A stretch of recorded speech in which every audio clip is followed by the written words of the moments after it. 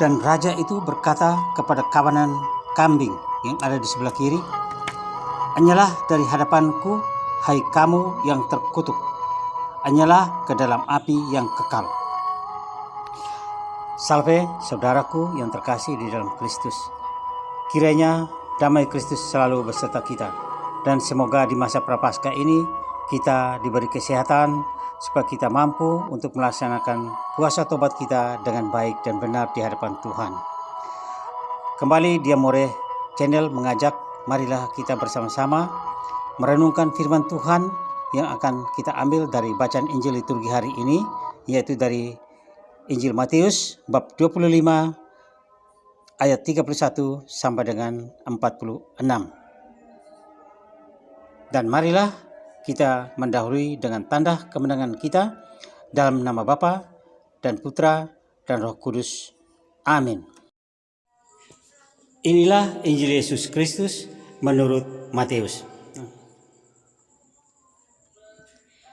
Yesus berkata kepada murid-muridnya, "Apabila Anak Manusia datang dalam kemuliaannya dan semua malaikat bersama-sama dengan Dia, maka Ia akan bersemayam di atas takhta kemuliaannya, lalu semua bangsa akan dikumpulkan di hadapannya, dan Ia akan memisahkan mereka seorang daripada seorang. Sama seperti gembala memisahkan domba dari kambing, dan Ia akan menempatkan domba-domba di sebelah kanannya dan kambing-kambing di sebelah kirinya. Dan raja itu akan berkata kepada mereka yang di sebelah kanan, 'Mari, hai kamu yang diberkati oleh Bapakku, terimalah kerajaan yang telah disediakan bagimu sejak dunia dijadikan. Sebab ketika aku lapar, kamu memberi aku makan. Ketika aku haus, kamu memberi aku minum. Ketika aku seorang asing, kamu memberi aku tumpangan. Ketika aku telanjang, kamu memberi aku pakaian. Ketika aku sakit, kamu melawat aku. Ketika aku di dalam penjara, kamu mengunjungi aku.' Maka orang-orang benar itu akan bertanya kepadanya, 'Tuhan, bila manakah kami melihat Engkau lapar dan kami memberi Engkau makan, atau haus dan kami memberi Engkau minum? Bila manakah kami melihat Engkau sebagai orang asing dan kami memberi Engkau tumpangan, atau telanjang dan kami memberi Engkau pakaian? Bila manakah kami melihat Engkau sakit atau dalam penjara dan kami mengunjungi Engkau?' Maka raja itu akan menjawab mereka, 'Aku berkata kepadamu, sesungguhnya segala sesuatu yang kamu lakukan untuk salah seorang dari saudaraku yang paling hina ini, kamu telah melakukannya untuk aku.' Demikianlah sabda Tuhan. Terpujilah Kristus. Akhir dari kehidupan seorang manusia akan menghadap pada pengadilan terakhir untuk menentukan apakah dia akan melanjutkan kehidupan kekal atau dia akan melanjutkan ke kematian kekal. Saudaraku yang terkasih di dalam Kristus, pada hari pengadilan akhir atau hari kiamat, Kristus datang dalam kemuliaannya untuk menentukan kemenangan kebaikan secara definitif atas kejahatan yang dalam perjalanan hidup manusia selalu berdampingan bagaikan gandum dan rumput atau ilalang di ladang yang sama. Injil hari ini, Matius menceritakan bahwa pada akhir zaman Sang Hakim Agung Yesus Kristus datang dalam kemuliaannya sebagai anak manusia bersama semua malaikat, dan ia bersemayam di atas takhta kemuliaan. Lalu semua bangsa akan dikumpulkan di hadapannya, dan ia akan memisahkan mereka seorang daripada seorang, sama seperti gembala memisahkan domba dari kambing. Yesus Kristus datang pada akhir zaman tidak sebagai raja yang kejam, lalim, dan otoriter, juga tidak sebagai hakim yang kejam, lalim, dan otoriter kepada terdakwanya. Tetapi Yesus hadir sebagai seorang gembala yang memisahkan kawanan domba dan kawanan kambing. Memang Yesus Kristus adalah Tuhan kehidupan abadi. Sebagai penebus dunia, Kristus mempunyai hak penuh untuk mengadili, menghakimi manusia dalam hal pekerjaan dan hati manusia secara definitif. Ia telah mendapatkan hak ini oleh kematiannya di salib. Karena itu, Bapa menyerahkan seluruh pengadilan kepada putranya. Dalam Injil Yohanes bab 5 ayat 22. Akan tetapi putra Sang Firman, yaitu Yesus Kristus, tidak datang untuk mengadili, tetapi untuk menyelamatkan umat manusia. Baca dalam Injil Yohanes bab 3 ayat 17. Ia datang untuk memberi kehidupan yang dimilikinya kepada umat kesayangannya. Baca dalam Yohanes bab 5 ayat 26. Di dalam diri Yesus ada kehidupan, dan kehidupan itu ia ingin memberikan kepada umat kesayangannya. Tapi pada saat kedatangan di akhir zaman, itulah Kristus yang dimuliakan akan menyingkap isi hati yang terdalam dan akan membalas setiap manusia sesuai dengan pekerjaannya, tergantung pada apakah ia menerima rahmat kasih karunia Allah, rahmat keselamatan, atau ia menolaknya. Artinya sama seperti manusia itu mengadili dirinya sendiri, tergantung pada ia menolak atau ia menerima rahmat keselamatan dari Allah. Saudaraku yang terkasih di dalam Kristus, Yesus memberi wejangan tentang siapa yang menerima anugerah kerajaan Allah, anugerah kehidupan kekal di akhir zaman. Seperti gembala, ia memilah-milah bangsa manusia menjadi dua kelompok berdasarkan perbuatan masing-masing. Kelompok domba di sebelah kanan dan kelompok kambing di sebelah kiri. Kelompok domba adalah mereka yang melakukan pekerjaan baik bagi orang yang lapar, orang yang haus, orang asing, orang yang telanjang, orang yang sakit, demikian orang dalam penjara.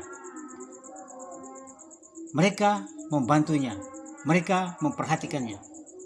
Maka merekalah domba-domba yang diberkati untuk menerima kerajaan yang telah disediakan Bapa sejak dunia dijadikan. Alasannya sangat jelas. Karena di dalam orang-orang yang menderita, Yesus hidup dan hadir. Atau dalam bahasa Injil, wujud nyata perhatian kelompok domba ini nampak dalam mereka yang telah melakukan pekerjaan baik bagi salah seorang dari saudaraku yang paling hina ini.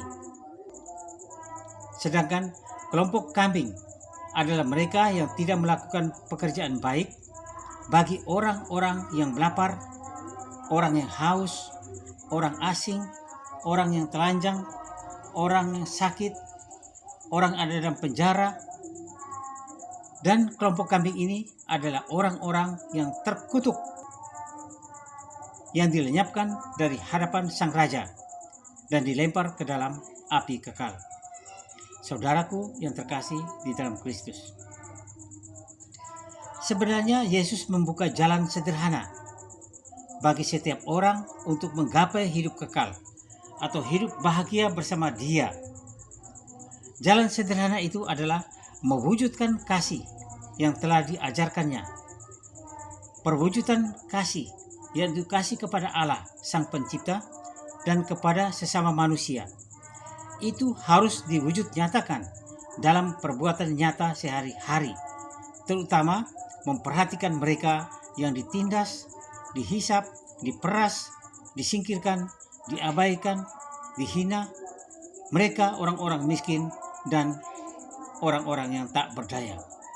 Alasannya sama, sangat sederhana, bahwa Yesus hidup dan hadir dalam diri orang-orang ini.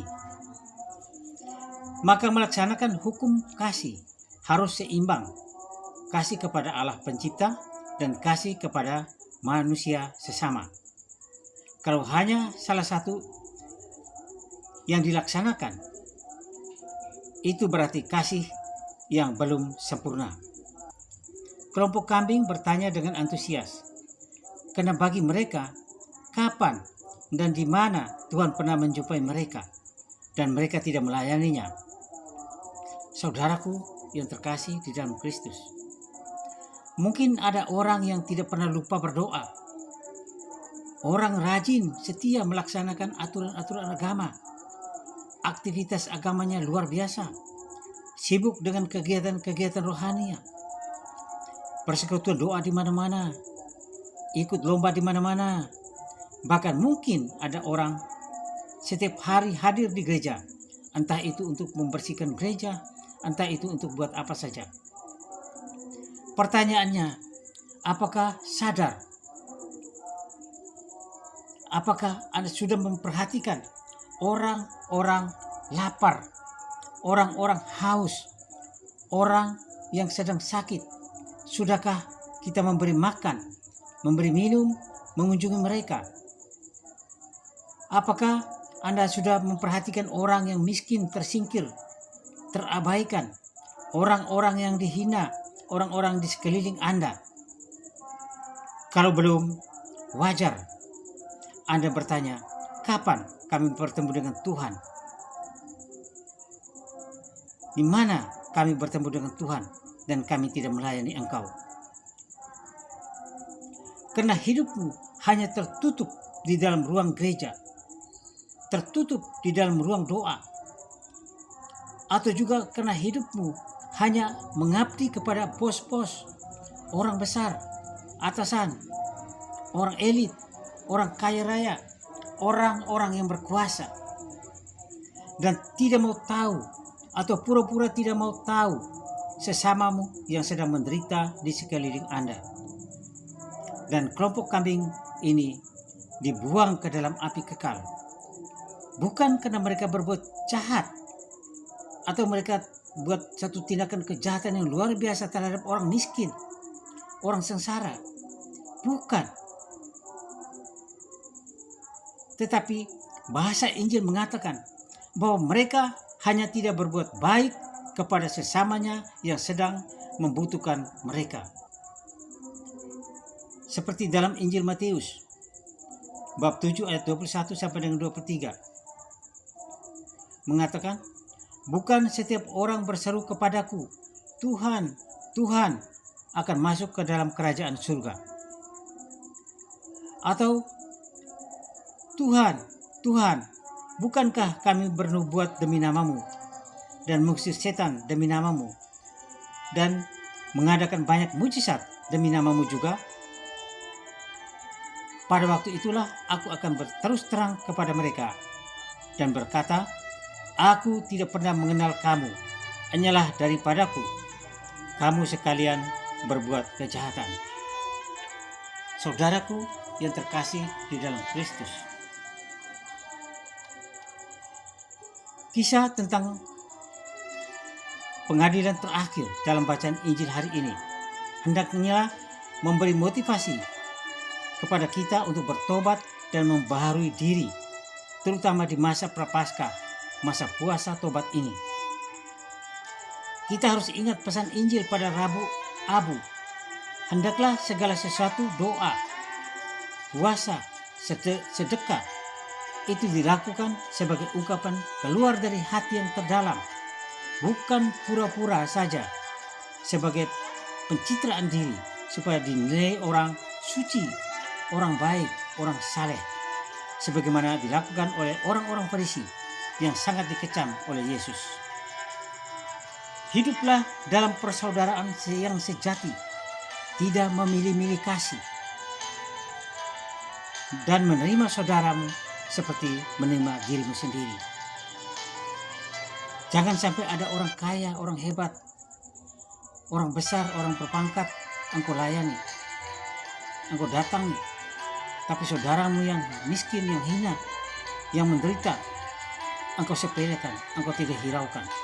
Maka hidup dalam persaudaraan yang sejati inilah, tidak memilih kasih inilah, akan menumbuh kembangkan hidup belas kasih, hidup bela rasa terhadap sesama, terutama mereka yang membutuhkan kita.